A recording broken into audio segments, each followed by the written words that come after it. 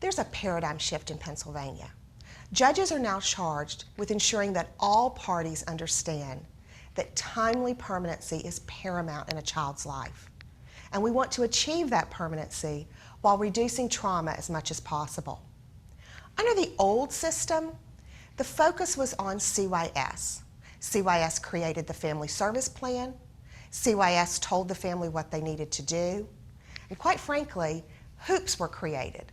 And the families had to jump through those hoops. The hoops were moving constantly. And it was really a matter of could the family jump through the hoop and maybe at the end of that return their child. Now we know that that does not work. Our new system is family focused. We are strength based. We realize that every family has a strength. And if a family can be involved in creating their family service plan, they are much more likely to succeed. Quite frankly, who knows better what a family needs than the family? So with this paradigm shift, we have created a 4-prong mission statement.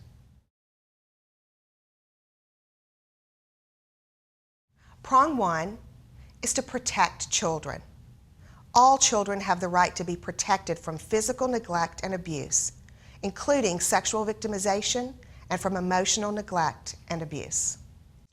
Prong 2 is to promote strong families. All children have the right to live in a strong family that provides a safe, nurturing, and healthy environment in which to be reared. All families are the primary source of the protection and nurturing of children. The third prong is to promote child well-being. All children have the right to be happy, thriving, self-actualized, educated, healthy, and content. To have the opportunity to reach their full potential as individuals, capable of healthy relationships and productive lives, and to have a fair chance in life with opportunities for healthy, balanced, and well-rounded development. And the fourth prong, perhaps the most important, is to provide timely permanency. All children have the right to live in a permanent family and to timely permanency decisions. These are critical to the health and welfare of dependent children. You may be asking yourself, why is the mission and guiding principles so important to what I'm actually doing in the courtroom? Well, there's a couple of reasons. First of all, look at who has endorsed the mission and guiding principles. The Supreme Court, the State Trial Judges Association, the Department of Public Welfare, among many others. So all of the stakeholders across Pennsylvania realize the importance of the mission and guiding principles.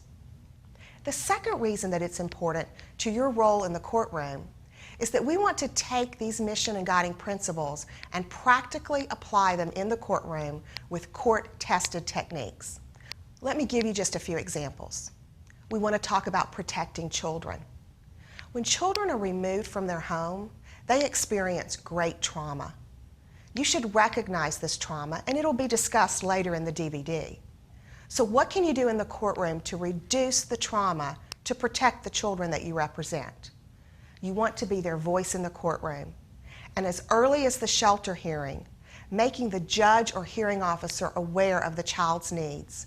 It could be as simple as making sure that the child is being placed with family members or friends that they have a close relationship with. Or maybe it's making sure that that young child has his or her favorite teddy bear or blanket. Those types of small acts can greatly reduce the trauma that children experience and thereby protect them. We also want to promote strong families.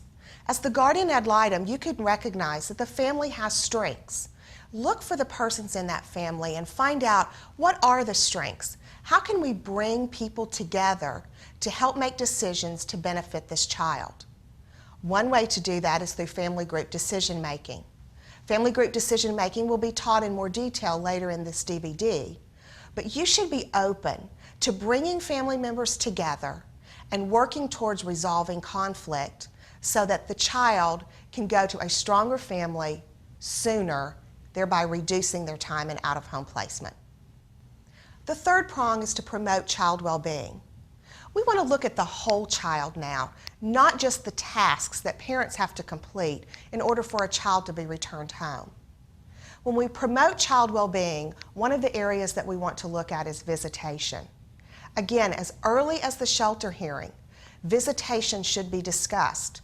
And quite frankly, visitation should be discussed at every proceeding throughout the case until the child is returned home.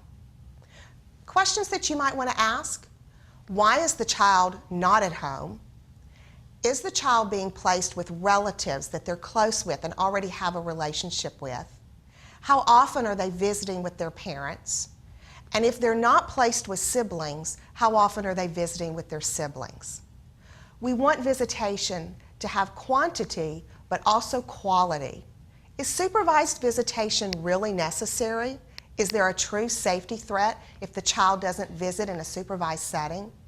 Look for creative ways so that the child can connect and remain bonded with that parent as often as possible and in as quality a setting as possible.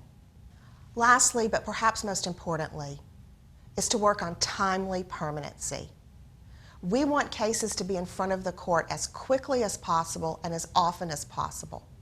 This is where the art of lawyering comes in. Yes, we have an adversarial system, and sometimes it's necessary, but there are also times when you need to look for common ground. Look for motions court to move a case quicker, to improve visitation, for example. You don't always have to wait until a 6-month or a 3-month review to get your point to the judge. Make sure that all of the facts are being presented to the judge so that the judge can make timely decisions as well.